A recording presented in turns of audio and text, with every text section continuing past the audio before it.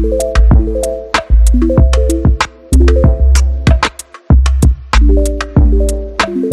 back, everyone. I'm Stephen Harold, Tiny House Listings, and today I want to share with you the top 5 lies that are being perpetuated about tiny houses and tiny house living.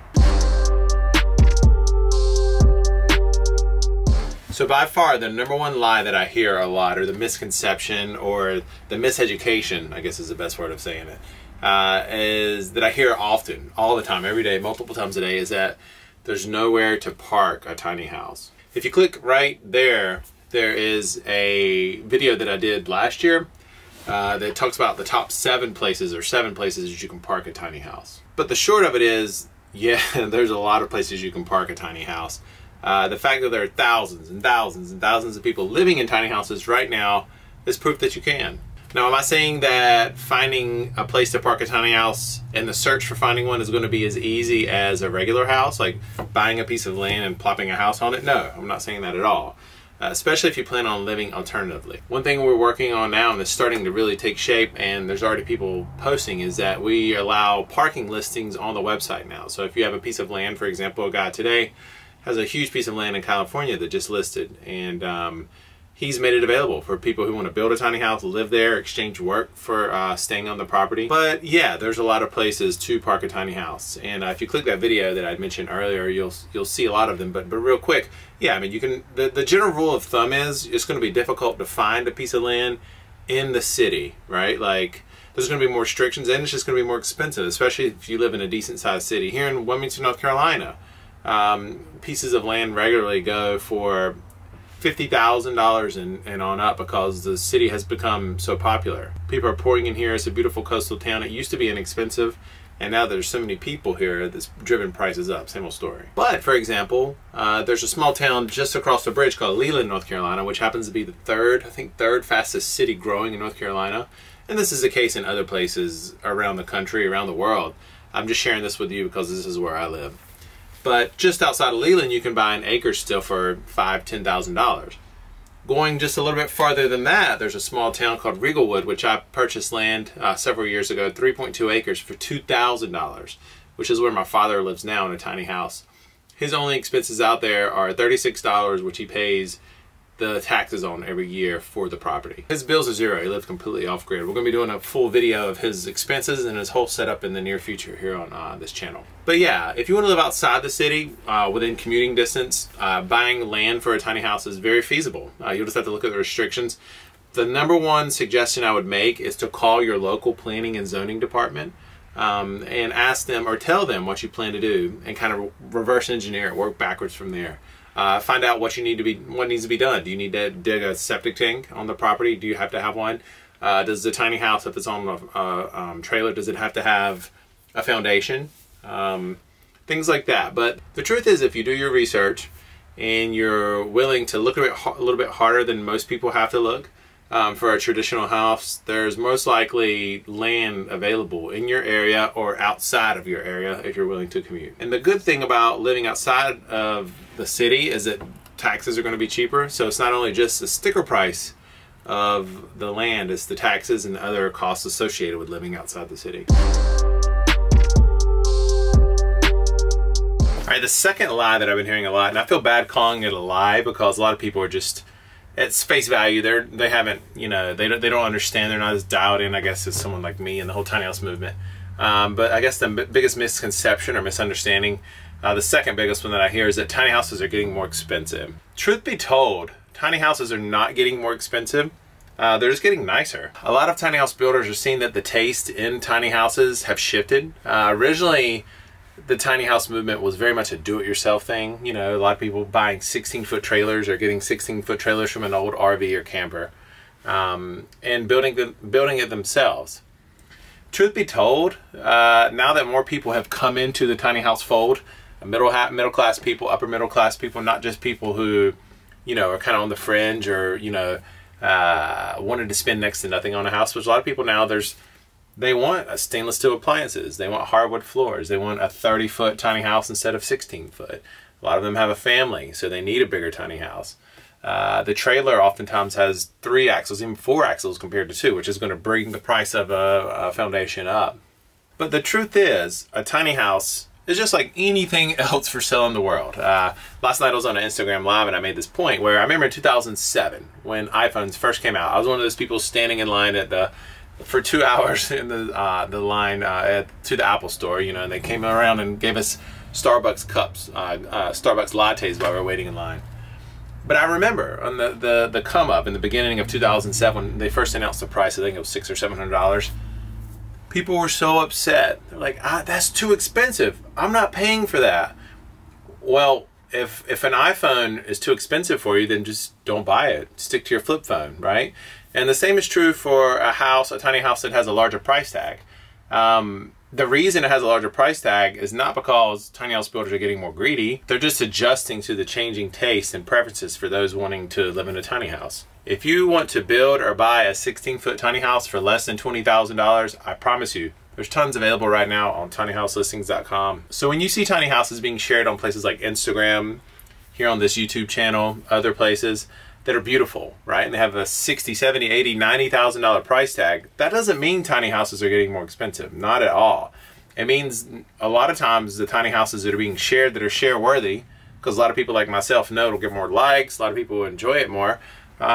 Those types of tiny houses, the ones that lean towards luxury, are just going to get shared more.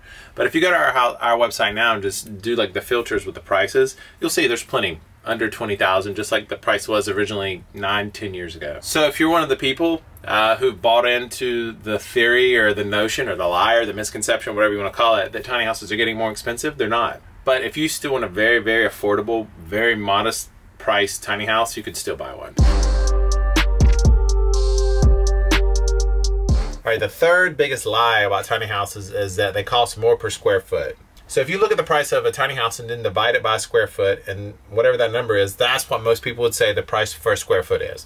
Same thing for a house. If you look at the price of the house, then divide it by the square foot, that's the number you have. And more times than not, with that very basic math, you'll find that a regular house costs less per square foot. But you have to realize just this one thing alone almost changes that, and that today's, just as of today, the average mortgage rate is 4.75% on interest, right? So over the course of a 30-year loan, if you were to pay for 30 years, that would increase the price per square foot by 87%. So if you bought a house at $100 per square foot and took 30 years to pay the house, it's actually $187 per square foot, even if you only paid $100 for it on the sticker price. That's not including the taxes that you pay for every year on that house, all of the hidden fees. For example, if you don't put 20% down, you have the PMI mortgage, which is hundreds of dollars per month typically that you just throw out the door. The excessive amounts that you'll pay in insurance, all of the closing fees, tons of other fees that you don't even realize. Recording fees, and this doesn't even get into other things like monthly recurring expenses, utilities, water, and all those things. When you go to Costco and buy a 50-pound bag of rice, the price you'll pay per pound is going to be less than if you go to Whole Foods or just a regular grocery store and buy a 1-pound bag of rice. The reason is bulk always costs less. And that's what happens with a regular home. There's bulk. For example, if you go in a bedroom that is just a 15 by 15 foot room, all it is just wood and drywall. It's just bulk space. The same is not true for a tiny house. Usually in a tiny house, every square foot has been planned and for the most part is more beautiful and has higher end fixtures and is more thoughtfully laid out. However, it still needs electricity and plumbing and all those things, just like a regular house. Two things that a regular house and a tiny house, for the most part, have in common is that they will last you your entire lifetime. That's not to say that they don't both require maintenance. However, they both will last you your lifetime if you take good care of them and stay on top of maintenance. So yeah, at face value, the price per square foot for a tiny house usually is higher, but when you add in all the fees of a regular home and all the other expenses associated by living in it, typically a regular home and the cost associated with living in it is much more expensive than a tiny house per square foot. All right, the fourth lie that is being perpetuated about tiny houses, and I think a lot of people are just more like a self-defeating type of thing, where they say that families cannot live comfortably in a tiny house. Now, if you go here on YouTube, even on this YouTube channel, and type in family living in a tiny house, you're going to see a ton of examples of people in a family living in a tiny house. By no means am I saying that it's way easier to live with a family in a tiny house, that you can just move in.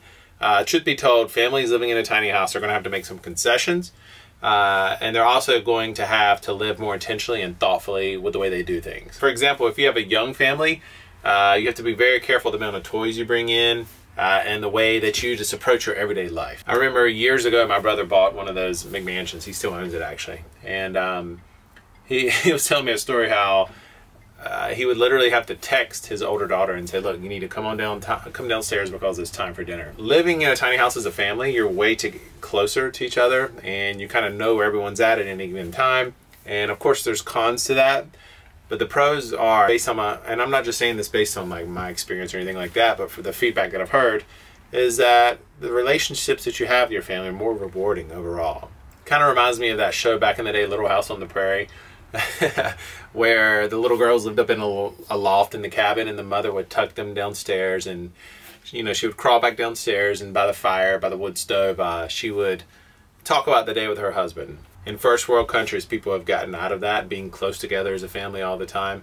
And I think overall that can be a very rewarding experience. But absolutely, there's lots of families living in a tiny house as we speak. So if you're a person that has a family, a spouse, children, and you want to live in a tiny house, you absolutely can. There's other people doing it, and that can serve as inspiration for you.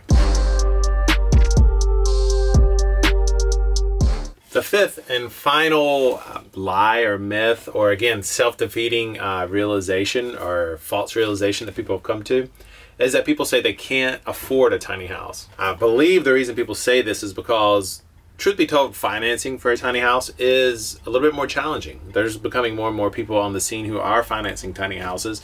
There's more knowledge and ways to get around the fact that you can't finance a tiny house traditionally like you would a traditional mortgage. But the funny thing is, the average house that sold on tiny house listings last year was about 17%, had the 17% the sticker price as the average traditional home sold in the United States last year.